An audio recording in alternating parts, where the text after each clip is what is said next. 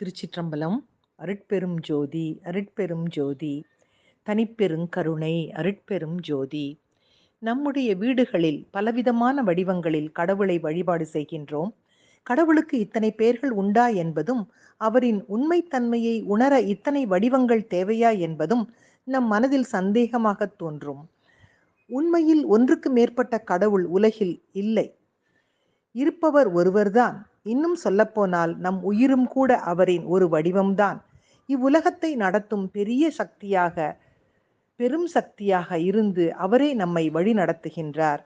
நம் மண்ணில் தோன்றிய மகான்கள் ஒரே கடவுளையே பல வடிவங்களாக வழிபட்டு அவரவருக்குரிய வழிபாட்டு முறைகளை ஏற்படுத்தி கொண்டார்கள்.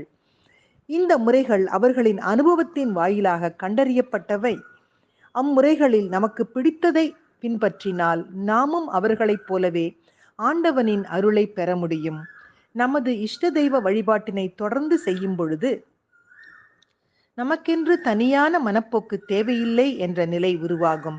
அப்போது இருப்பது ஒரே கடவுள்தான் என்ற உறுதி நிலையை பெற்று விடுவோம் என்ற மகா பெரியவா அவர்களின் சிந்தனையை முன்வைப்பதோடு, அருவமும் உருவமாகி அனாதியாய் பலவாய் ஒன்றாய் பிரம்மமாய் நின்ற ஜோதி பிழம்பு அதுவோர் மேனியாகி கருணைக்கூர் முகங்கள் 6 கரங்கள் 12 கொண்டே ஒரு திரு முருகன் வந்தாங்கு உதித்தனன் உலகம் உய்ய என்ற என் முருகப்பெருமானின் துதியையும் சொல்லி மகிழ்வோடு இனிமையான காலை வணக்கம் சொல்வது அழகம்மை சுவாமிநாதன்.